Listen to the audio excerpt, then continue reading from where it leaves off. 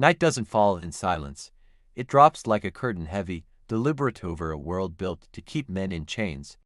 And somewhere inside that darkness, a heartbeat trembles, steady and defiant, like a drum daring the world to strike it down.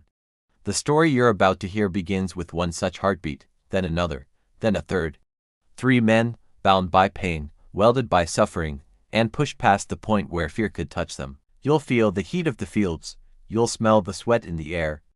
You'll see the moment when obedience finally snaps and a forbidden truth rises from the soil like smoke. Because when a system built on domination cracks even for a breath, it exposes everything the masters swore no man should ever see, and you're standing at the threshold of that crack now, listening to the whisper that has echoed for generations. The soil remembers. A moment from 1856 still pulses beneath your feet. And once you step inside this story, you will not leave unchanged. Before we go deeper, do me one thing, not for the algorithm, for you. Hit subscribe so you don't miss the next chapter of this truth the world tried to bury. This channel isn't about entertainment, it's about illumination. If you're the kind of man who senses lies in the foundations of history, you're in the right place. Now lock in, breathe once, and stay with me. The story is about to open its jaws. The air over the fields held a thickness that clung to every breath, as if the night itself refused to release any man from its grip, the sky whispering warnings no one dared to acknowledge aloud. Crickets scraped their songs through the darkness, but even they felt hesitant, pausing, as though something unseen paced along the edges of the cotton rows, unsettling the rhythm every living thing depended on to stay sane. A lone lantern flickered against the breeze, casting thin light across worn dirt paths where countless male footsteps had carved silent stories into the ground, each step leaving behind a memory the soil refused to forget. The field stretched endlessly, a pale sea beneath the moon, and in that hushed distance stood 3 men, shadows shaped by struggle, waiting for the moment that would divide their lives into before and after forever. Josiah stood first, tall and unbroken in spirit, his breath steady despite the pounding in his chest, as if he had already accepted the weight of what the night demanded of him. Beside him, Isaac tightened his calloused hands, every scar across his back burning with old rage, the kind that simmered quietly until a single spark could turn it into pure, unstoppable resolve. Samuel lingered slightly behind, young but sharpened by hardship, his gaze trembling between fear and awakening, knowing the darkness ahead would forever change the man he believed he still was. They spoke no words, letting silence hold the shape of their thoughts, for language felt too fragile to carry the truth living inside their chests, a truth that beat louder than any heartbeat they'd known. Wine rolled through the rows, bending cotton heads in a wave that seemed almost intentional, like the earth was nodding in grim approval, urging them towards something deadly and inevitable. A distant footstep cracked the quiet, slow and careless, revealing the presence of a man who believed himself untouchable, a figure born into a world where power was inherited instead of earned. Elias Thorne moved with drunken arrogance, his boots sinking into soil that had absorbed the suffering of generations of men, never once considering that the ground beneath him might judge him too. His lantern swung lazily, splashing golden light across his sneer, illuminating his whip dangling loosely from one hand, a symbol he wielded with pride, as if cruelty itself were a badge of honor. Josiah watched him approach, breath thick in his throat, knowing this night existed only because pain had been allowed to grow roots too deep for any man to ignore without losing himself entirely. Elias muttered to himself, laughing at shadows only he could see, the kind of laugh that climbed up a man's spine and warned him that danger wasn't approaching, it was already present. Isaac's chest rose heavily, each breath reminding him of nights spent beneath Elias's torment, the memories pulsing like a drumbeat urging him toward a single, terrifying choice he could no longer postpone. The moon broke free from a thin cloud, coating the field in cold silver light, revealing every trembling cotton branch and every haunted expression carved into the faces of the 3 waiting men. Samuel gripped his small bone charm, feeling its edges bite into his palm, grounding him in a moment that felt impossibly larger than any man could prepare his spirit to endure. Elias paused, turning his head slightly as if sensing a shift in the air, though not understanding it, mistaking the tension for fear rather than the storm building silently within 3 determined hearts. When he lifted the whip, the world seemed to freeze, the lantern flicker halting mid-dance, as if time itself leaned forward to witness the moment everything long suppressed finally tore free. Josiah stepped forward with a calmness that defied reason, his muscles steady, his mind strangely clear, as though he had rehearsed this moment in the quiet agony of countless sleepless nights. Isaac followed beside him, his steps heavy yet certain, carrying years of unspoken fury that had grown too powerful to contain, a force now shaping his movements with deadly precision. Samuel moved last, fear trembling through his bones, yet something deeper pushed him onward, an instinct older than obedience, older than pain, calling him toward the fate he could not outrun. Elias sneered, mistaking their advance for submission, his ego blinding him to the rising tremor in the air, a tremor born from three spirits finally deciding they had nothing left to lose. The lantern's flame snapped violently against a sudden gust, stretching shadows across the men's faces, merging them into one dark silhouette of resolve, a single force moving with unified intent. Elias raised the whip higher, preparing to strike, arrogance blooming across his features, but destiny had already shifted beneath his feet, the soil humming with a judgment long overdue. Josiah lunged first, faster than rage itself, his hands gripping Elias with a strength born not from muscle alone but from every bruise, scar, and silent injustice burned into his soul. Isaac followed instantly, his weight slamming into Elias like a collapsing wall, the impact shaking the lantern so violently that sparks flew, briefly painting the scene in shards of fiery gold. Samuel grabbed the whip before it could fall, the leather cold against his palms, a symbol he refused to let touch another back that night, breaking a cycle with a single trembling act. Elias's body hit the ground with a dull, heavy finality, a sound swallowed quickly by the fields, as if the earth had been waiting to claim him, eager to pull his arrogance into the dirt.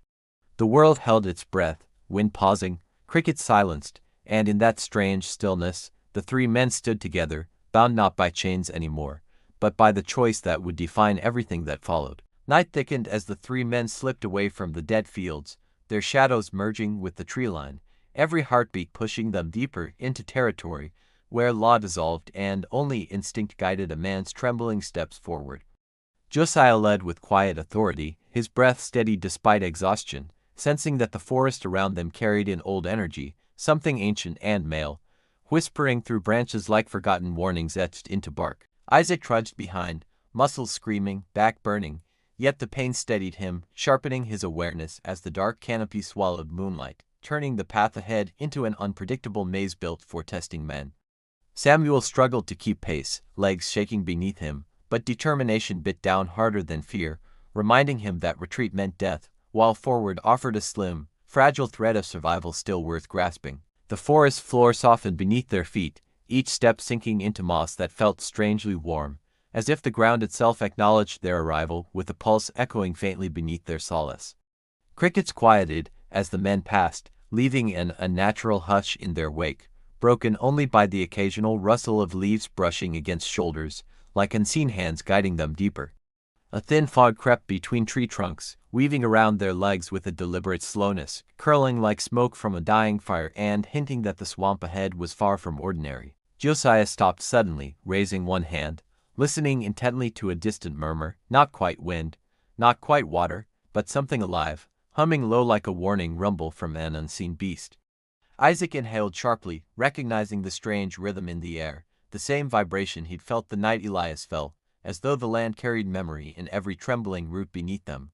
Samuel swallowed hard, clutching his charm, sensing a presence older than men watching from within the dense brush, observing silently, waiting to decide whether to welcome or consume them. The trees thinned just enough to reveal a vast stretch of swamp glowing faintly under moonlight, the surface of the water shifting with slow, deliberate movements like a sleeping creature stirring. Mist rolled across the murky expanse, carrying with it a scent of decay and something strangely sweet, a scent that made Isaac's skin prickle as though spirits lingered close enough to touch. Josiah stepped onto the swamp's edge with a calm acceptance, grounding himself as mud sucked at his boots, understanding that crossing meant surrendering control to forces beyond ordinary comprehension. The water rippled though no wind touched it, and Samuel felt a chill crawl up his spine, realizing the swamp reacted to their presence, like a breathing thing evaluating the worth of intruders. Vines twisted overhead like muscular limbs forming an archway, framing their passage into the bog where countless men had vanished before, swallowed whole by secrets buried beneath stagnant depths.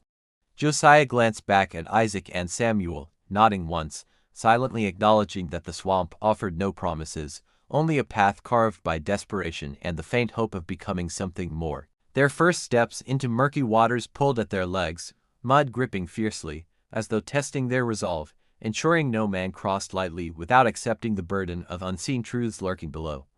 Shadows shifted beneath the surface, sliding around their ankles with smooth, deliberate movement, sending tremors of fear through Samuel, who imagined ancient hands reaching upward from forgotten graves.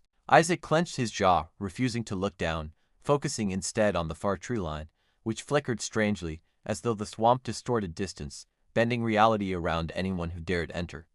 A low hum vibrated through the bog, resonating with each heartbeat, and Josiah recognized it again, the same deep frequency from the hollow tree, now amplified, calling them toward something immense.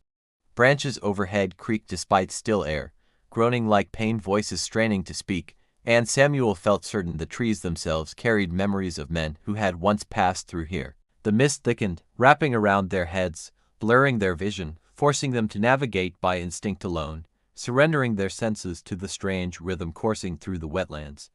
Josiah pressed forward, the hum guiding him like a beacon, each step taking them deeper into a world untouched by authority, untouched by law, untouched by the illusions ruling the outside. Isaac stumbled briefly, catching himself against a twisted root, feeling a pulse inside it like a heartbeat, startling him with the realization that the swamp lived with terrifying awareness. Samuel whispered a shaky breath, sensing something colossal beneath the water's surface shifting position. Not predator nor spirit, but a force older than the first chain ever forged by men. The fog parted abruptly ahead, revealing a towering cypress split open like a wound, its hollow core glowing faintly, as though holding embers of long-buried storms still smoldering within. Josiah froze, recognizing the shape instantly from whispered legends, feeling his soul tighten with awe, because this was the place men spoke of in trembling fragments, the swamp's living heart. Isaac stepped beside him, eyes wide, breath quivering at the edges, sensing the immense weight of history pressing down from above, urging the men to approach the tree with reverence. Samuel clutched his charm harder, its surface warm now, pulsing in perfect rhythm with the tree's glow, as if acknowledging a long-awaited return, welcoming him into a truth older than suffering.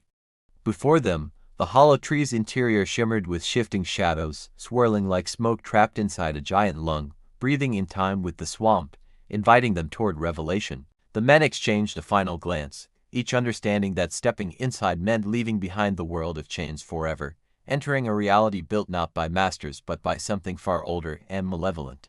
Dawn crept over the horizon in a pale, washed-out glow, casting long shadows across the fields the men had abandoned, revealing a land unsettled, as if the soil itself shuddered beneath the weight of what it had witnessed.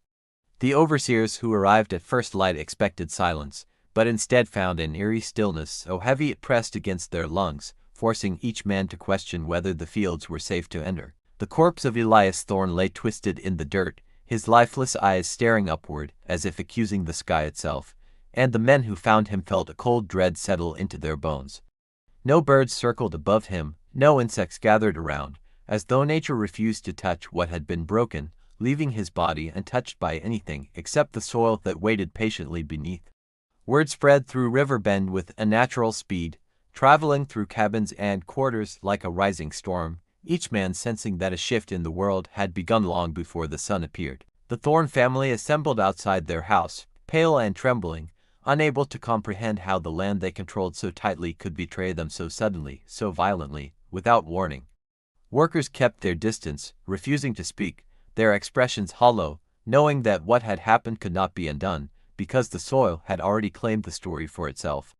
Elias's father, stern and aging, demanded answers from anyone who would listen, but his voice wavered with fear, for even he felt the ground beneath him pulse with something unexplainable. Dogs were released soon after, snarling eagerly, but upon reaching the edge of the swamp they whimpered and turned back, tails low, refusing to enter a place they sensed was awake.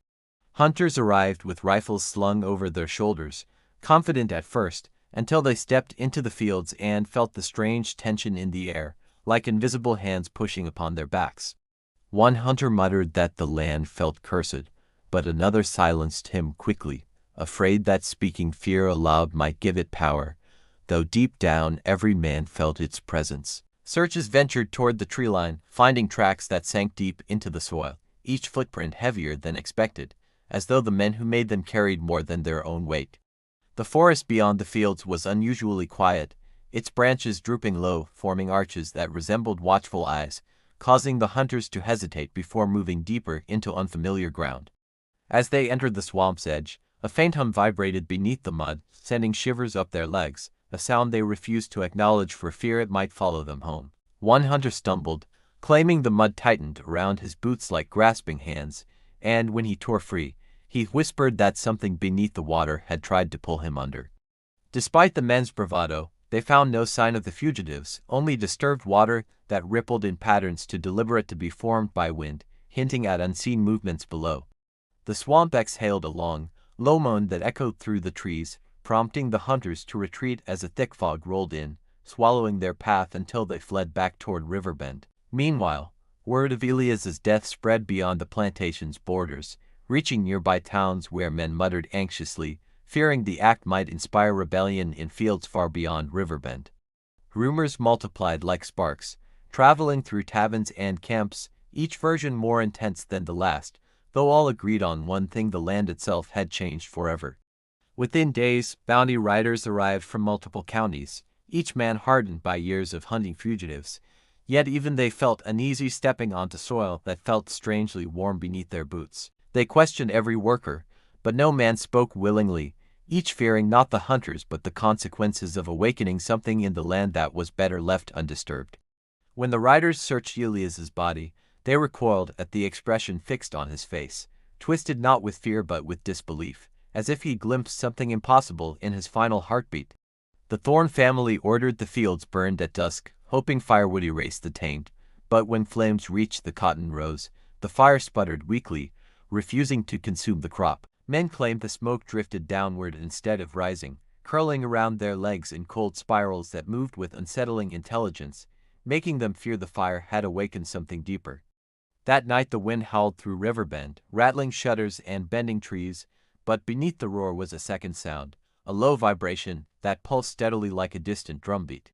Some men woke from nightmares drenched in sweat, dreaming of three shadowy figures walking through the fields, their forms blurred, their footsteps leaving black imprints behind them. Others swore they heard voices whispering along the dirt paths, whispers too faint to understand yet too insistent to ignore, urging them to remember something long buried in silence. The Thorne family retreated into their home, locking doors and boarding windows, knowing deep down that control had slipped through their hands the moment Elias's blood touched the ground. Fields that once symbolized power now felt hostile, their stillness unnatural, their soil restless, as though the land itself rejected the men who claimed ownership over it. And through every whispered fear and trembling breath, Riverbend learned a single truth the hard way: the land never slept, and it never forgot the actions of the men who walked upon it.